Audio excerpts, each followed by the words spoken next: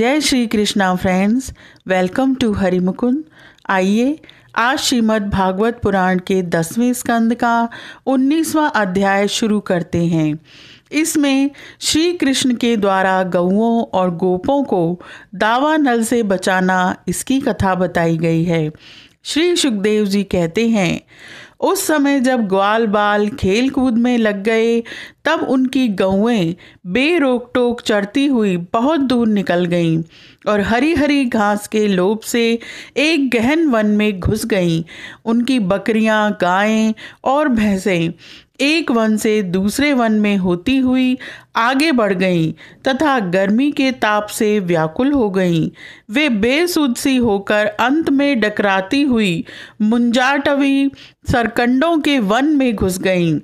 जब श्री कृष्ण, बलराम आदि ग्वाल बालों ने देखा कि हमारे पशुओं का तो कहीं पता ठिकाना ही नहीं है, तब उन्हें अपने खेल कूद पर बड़ा पछतावा हुआ और वे बहुत कुछ खोजबीन करने पर भी अपनी गौओं का पता न लगा सके। गौएं ही तो ब्रजवासियों की जीविका का साधन थीं। उनके न मिलने से वे अचेत से हो रहे थे। अब वे गौओं के खुर और दांतों से कटी हुई घास तथा पृथ्वी पर बने हुए खुरों के चिन्हों से उनका पता लगाते हुए आगे बढ़े। अंत में उन्होंने देखा कि उनकी गौएं मुंजाटवी में रास्ता भूलकर डकरा रही हैं। उन्हें पाकर वे लौटने की चेष्टा करने लगे। उस समय वे एकदम थक गए थे और उन्हें प्यास भी बड़े जोर से लगी हुई थी। इससे वे व्याकुल हो रहे थे। उनकी यह दशा देखकर भगवान श्री कृष्ण अपनी मेघ के समान गंभीर वाणी से नाम ले लेकर गौओं को पुकारने लगे। गौएं अपने नाम की ध्वनि सुनकर बहुत हर्षित हुईं। वे भी उत्तर में हुंकारने और रंभाने लगीं। इस प्रकार भगवान उन गायों को पुकार ही रहे थे कि उस वन में सब ओर अकस्मात दावाग्नि लग गई, जो वनवासी जीवों का काल ही होती है। साथ ही बड़े जोर की आंधी भी चलकर उस अग्नि के बढ़ने में सहायता देने लगी। इससे सब ओर फैली हुई वह प्रचंड अग्नि अपनी भयंकर लपटों से समस्त चराचर जीवों को भस्मसात करने लगी।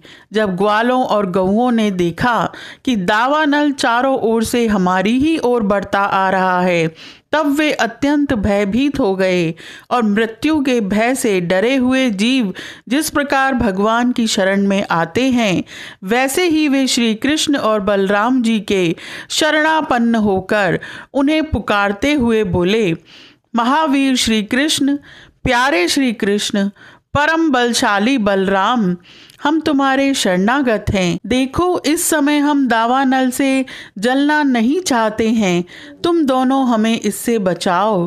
हे श्री कृष्ण, जिनके तुम्ही भाई बंधु और सब कुछ हो, उन्हें तो किसी प्रकार का कष्ट नहीं होना चाहिए।